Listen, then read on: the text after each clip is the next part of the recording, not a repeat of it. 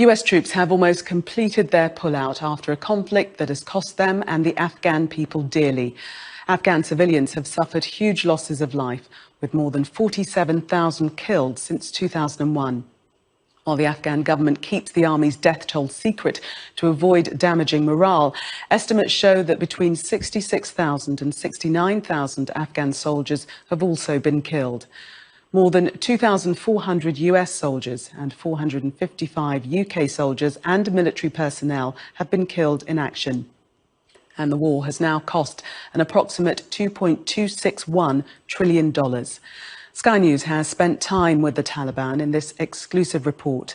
The team travelled from Kabul to Syedabad, southwest of the capital, and then to an old US Army base at Sultan Kel, which has just recently been taken over by the Taliban. Our special correspondent Alex Crawford's report was filmed by Kevin Shepherd. The Taliban are on the march and gaining territory at an astonishing rate.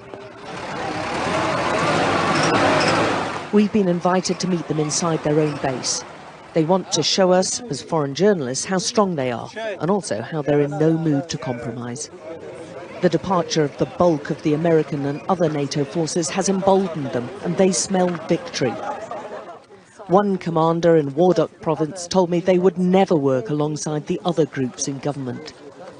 As a real Afghan, we would never do that, because they are the people who are killing and kidnapping, who are thieves and who are corrupt, so we'll never work with them. We're the first foreign journalists to see the latest army base the Taliban have captured in the province, and they want to show us the treasure trove of military riches they've seized with it. Many of these boxes supplied by the Americans hadn't even been opened before the Taliban got hold of them.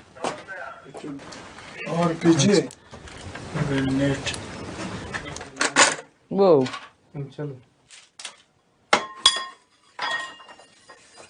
Can anyone believe that the Taliban wants peace when you've got all these weapons now? Most of the time we don't rely on all of this, we just rely on Allah. But it does help us a lot, and it's given us a lot of new weapons we can use in battle. Of course we want peace. All people want peace here, but the government doesn't want peace with us. From this base alone, the Taliban say they seized about 900 guns, 30 Humvees and 20 army pickup trucks. It's a whole pile of destroyed vehicles, military vehicles there, and a huge area that they've managed to take over. I think the Taliban will see this and view this as a substantial victory. And it follows a nationwide pattern of Afghan soldiers putting up only a half-hearted fight. Many of the fighters we saw were carrying new weapons seized during the taking of the base. The white flag that signifies the Taliban takeover is flying in large swathes of the country right now, and they're creeping closer to the capital.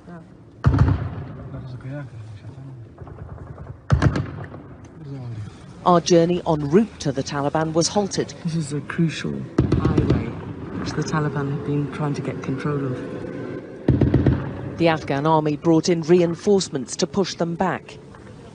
But the fact that the Taliban have got so close to the capital is showing them that they're making gains.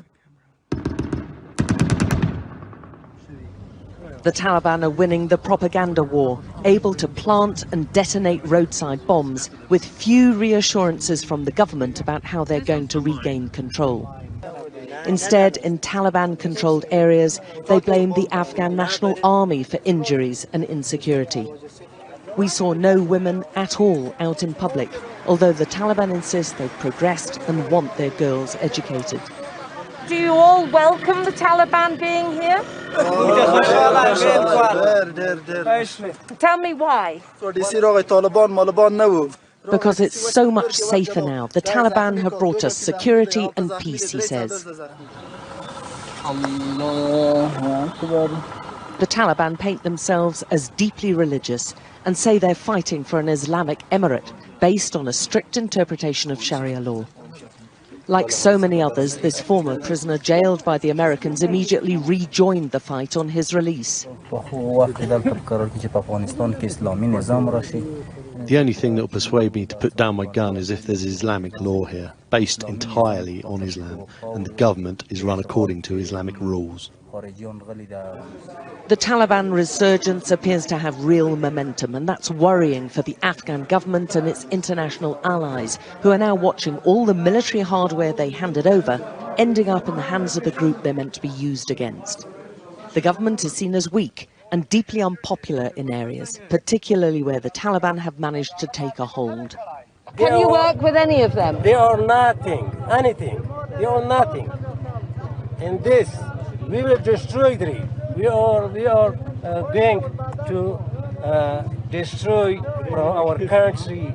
They come, they bring bad situation for Afghanistan, for our people, for our civil lives, for our country, for our schools, for our hospitals, everything. They're destroyed.